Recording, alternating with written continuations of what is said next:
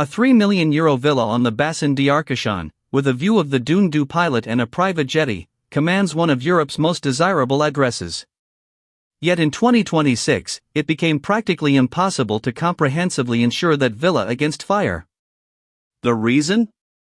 A wildfire that consumed 42,000 hectares, created its own thunderstorms, and triggered one of the largest evacuations in French history, all on a peninsula that swells from under 8,000 residents to nearly 80,000 each summer. This is the story of how France's most exclusive coast collided with the cold arithmetic of risk and lost. Cap Ferret is a slip of land between the Atlantic and the Bassin d'Arcachon, carpeted with maritime pine forest that stretches to the water's edge. Year-round, fewer than 8,000 people live here. But when the school holidays start, the population explodes tenfold to 80,000. For every resident, there are perhaps 5 holiday homes, many worth millions. This is where Europe's wealthy come to decompress, sailing, cycling through pine-scented trails, eating oysters by the sea. The trouble? Europe is the fastest warming continent, heating at more than twice the global average since the 1980s. The pine forests that give the peninsula its beauty are a fuel load. Dry winter, baking spring, and suddenly a spark is all it takes.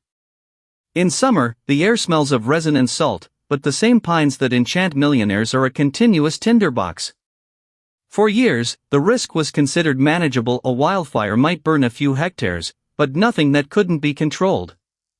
The heat of the 2020s was rewriting the rulebook.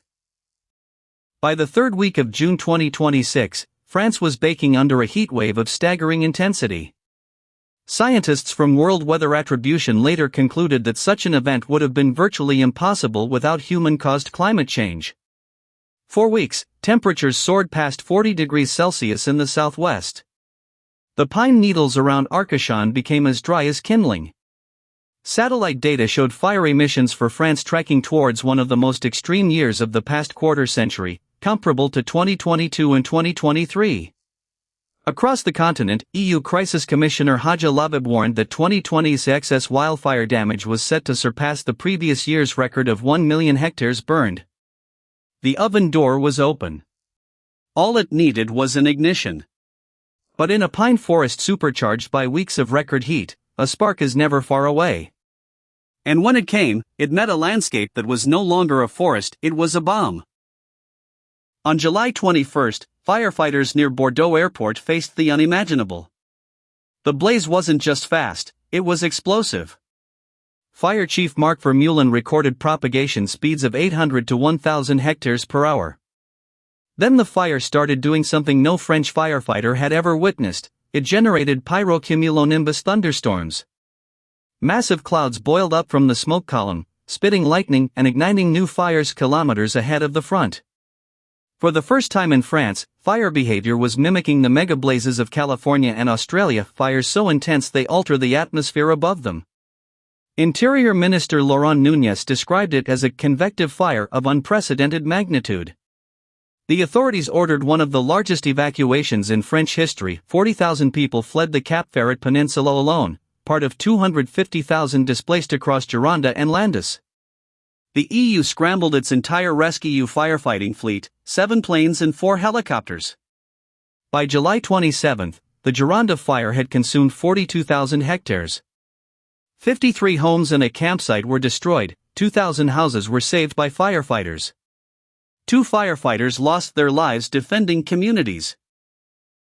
For actuaries in Paris and London, the Gironde fire was a wake-up call delivered by a sledgehammer. Coastal wildfire risk had always been modeled as a low-probability, high-consequence event, but a probability you could put a price on. A fire that generates its own weather, burns 1,000 hectares an hour, and triggers a mass evacuation of 40,000 people cannot be priced by any conventional model. When you add the fact that firefighters managed to save 2,000 homes, yet 53 were lost, the near miss becomes terrifying.